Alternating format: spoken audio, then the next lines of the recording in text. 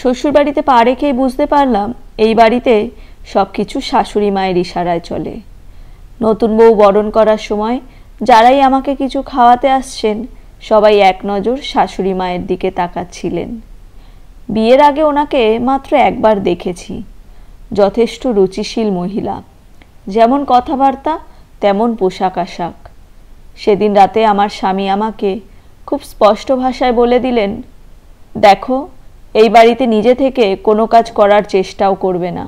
মা যা বলবে সেটাই মেনে নেবে, কিচ্ছু জিজ্ঞেস করবে না। শুধু এটুকুই চাওয়া তোমার কাছে। সেদিন রাতেই আমার মনে হচ্ছিল কত বড় নরকে পড়তে যাচ্ছি আমি। সারা জীবন সিনেমা নাটকে কাছের ভাই বোন বান্ধবীদের কাছে শুনতাম শাশুড়ি শাশুড়িই হয়, সারাক্ষণ ঝগড়াঝাটি ঝামেলা লেগেই থাকে। আমি ভীষণ শান্তিপ্রিয় মানুষ। শ্বশুরবাড়িতে প্রথম দিনই এমন আভাস পাওয়াতে আমি বেশ ভীত সন্ত্রস্ত হয়ে পড়লাম। সমস্ত অনুষ্ঠান শেষ হওয়ার পর বুঝলাম পুরো বাড়িতে তখন কেবল আমি, আমার স্বামী সৌর আর আমার শাশুড়ি মা। অফিসের ছুটিও শেষ ততদিনে। শাশুড়ি মা তখনও গুরুগম্ভীর, কাজের বাইরে খুব একটা কথা বলেন না। ওনার কাছে বেশ ভয়ে ভয়ে বলতে গেলাম, মা, আমার অফিসের ছুটি শেষ হয়ে এসেছে, আমাকে এবার অফিস জয়েন করতে হবে। তিনি সেরকম কোনো কথা না বলে বললেন, তোমার অফিসে কি লাঞ্চ দেয় নাকি বাড়ি থেকে নিয়ে যেতে হয়? না মা, অফিসেই দেয়। ঠিক আছে, সাবধানে যেও আর পৌঁছে আমায় জানিও। আর তোমার অফিসের ঠিকানাটা বিছানার পাশে রাখা আমার ডায়েরিতে লিখে রেখে যাও।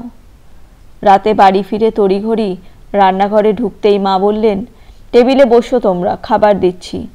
তাড়াতাড়ি খেয়ে শুয়ে পড়বে, তাহলে একটা লম্বা ঘুম হবে, না হলে অফিসে গিয়ে ঝিমোবে। মা, আমি অফিস থেকে ফিরে রান্না করব, আপনি রেস্ট করবেন। চাকরি করছো, পুরো মনোযোগটা ওখানে দাও। সব কিছু একসাথে সামলাতে গেলে কোনোটাই ভালো হবে না। তুমি মাঝে মধ্যে এটা ওটা করে খাওয়াতে চাইলে ছুটির দিনে করো। যতদিন আমি বেঁচে আছি এদিকটা নিয়ে তোমাকে ভাবতে হবে না। শাশুড়ি মায়ের কথা শুনে আমি খুবই অবাক হলাম। ভাবলাম আমি তো এ বাড়িতে নতুন, তাই হয়তো মা আমাকে কিছু করতে দিচ্ছে না। কিন্তু ভাবনায় ছেদ পড়ল যখন বিয়ের 1 বছর পরেও অফিস থেকে ফিরে দেখতাম মা টেবিলে খাবার সাজিয়ে রেখেছে। ওনাকে আমি বুঝতে পারি না, ভীষণ শক্তপোক্ত মানুষ, খুব কম কথা বলে, কিন্তু সব কিছু নিজের হাতে করেন। আমার বোঝার উপায় নেই আমি এ বাড়ির মেয়ে না বউ। বেশ কদিন হলো অফিসে একটু ঝামেলা চলছে। একদিন রাত 9টা বেজে গেল। আমিও কাজের চাপে বাড়িতে ফোন করে জানাতে ভুলে গেছি যে ফিরতে দেরি হবে। হঠাৎ রিসেপশন থেকে ফোন এলো, ম্যাডাম, নিচে ওয়েটিং রুমে আপনার জন্য একজন অপেক্ষা করছে। আমি ভেবে পাচ্ছিলাম না এই সময় আমার কাছে কে আসবে। 7-5 ভাবতে ভাবতে ওয়েটিং রুমে গিয়ে দেখি শাশুড়ি মা অপেক্ষা করছেন, বেশ গম্ভীর মুখ। মা, আপনি এখানে? তোমার কাজ শেষ নাকি আরেকটু লেট হবে? না মা, হয়ে এসেছে, আমি এই বেরোবো। ঠিক আছে, ব্যাগ নিয়ে এসো, আমি অপেক্ষা করছি।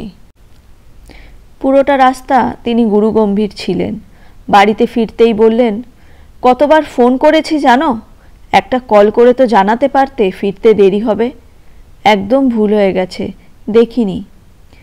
তোমার এই না দেখার কারণে আমাকে কি পরিমাণ চিন্তা করতে হয়েছে সেটা তুমি বোঝো? এখন থেকে দেরি হলে আগে আমায় জানিয়ে দেবে। নিশ্চয়ই মা। এরপর অফিসে রাত হলে বাড়িতে ফিরে দেখতাম সৌর আর মা আমার জন্য না খেয়ে অপেক্ষা করছে। বিয়ের প্রায় 2 বছর হয়ে এসেছে। এমন একদিন আমরা 3 জন মিলে পিসি শাশুড়ির বাড়ি নিমন্ত্রণ খেতে গেলাম। গল্পের এক ফাঁকে পিসি শাশুড়ি একটু খোঁচা মেরেই বললেন, বৌমা, শুধু বাইরে কাজ করলেই চলবে? বাচ্চা নেবে কবে? আমি ইতস্তত করতে করতে কিছু একটা বলবো, তখনই শাশুড়ি মা বলে উঠলেন, দেখো, ওদের সুবিধে অনুযায়ী যখন ইচ্ছে নেবে। যেচে যেচে এরকম গোপন কথা কাউকে জিজ্ঞেস করো না, ভালো দেখায় না। আমরা না হয় নিজের মানুষ, অন্য কেউ বললে লজ্জায় পড়তে হতে পারে। মুহূর্তেই পিসি শাশুড়ির মুখ চুপসে গেল।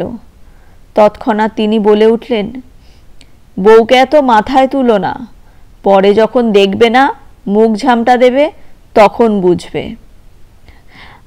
আমার বাড়ির বউ কি তোমাদের বাড়ির বউয়ের মতো ঘরের কাজের লোক যে আমায় দেখে রাখবে? তোমরা তো আজীবন আমার সাথে খারাপ ব্যবহার করেছো, পায়ে ঠেলে রেখেছো পুরো বাড়ির লোক মিলে। আমি না হয় আমার বউকে আদর দিয়ে মাথায় তুলেই রাখি, দেখবে কি দেখবে না সেই আশা তো আমি করি না। বাড়ি ফিরে আমি ভাবছিলাম, এত শক্ত সামর্থ্য মানুষ, কি দারুণ ব্যক্তিত্ব, তার সাথে আবার কেউ খারাপ ব্যবহার করতে পারে। ভীষণ কৌতূহল বোধ থেকে বেশ সাহস সঞ্চয় করে মায়ের সাথে গল্প করতে করতে জিজ্ঞেস করলাম, মা, আপনার সংসার জীবন কেমন ছিল? মা তখন বেশ দৃঢ় কণ্ঠে বললেন, শোনো মা, দুনিয়াটা শক্তের ভক্ত, নরমের জম। আমি সবসময় চুপচাপ থাকতাম, তাই সবাই পেয়ে বসত। সরকারি চাকরি হয়েছিল, শাশুড়ি মা আমায় করতে দেননি। সে কি তুলকালাম কাণ্ড! তোমার শ্বশুরও যাচ্ছে তাই ব্যবহার করতেন। ওদের এহেন ব্যবহারে আমার ঘেন্না চলে এসেছিল। পরের জীবনটুকু দায়বদ্ধতা থেকে শুধু ওদের জন্য করেই গেছি, কোনো শ্রদ্ধা কিংবা ভালোবাসার ছিটে ফোঁটা ছিল না। বলতে বলতেই তার দু চোখ বেয়ে জল পড়ছিল। আমি কেবল অবাক হয়ে দেখছিলাম, এত কঠোর মানুষ কিভাবে কাঁদছে। মা তখনও বলছিলেন, শুধু মন থেকে চাইতাম আমার ছেলেটা যেন মানুষ হয়। ছেলেটাও বড় হলো, আমিও বল পেলাম। সব সময় চেয়েছি এ বাড়িতে সৌরর বউ যেন আমার মেয়ে হয়েই থাকে। নিজে যা পাইনি, আমার ছেলের বউ যেন সে বিভীষিকার মুখোমুখি না হয়। শাশুড়ি তো সবাই হয় রে মা, অন্যের বাড়ি থেকে নিয়ে আসা মেয়েটার মা কজন হয়ে উঠতে পারে বল? অবাক চোখে শাশুড়ি মায়ের দিকে তাকিয়ে দেখছিলাম, আর মনে মনে ভাবছিলাম, কি উন্নত একজন মানুষ। ভালো লেগে থাকলে একটি লাইক করবেন, চ্যানেলটি সাবস্ক্রাইব করবেন। ধন্যবাদ।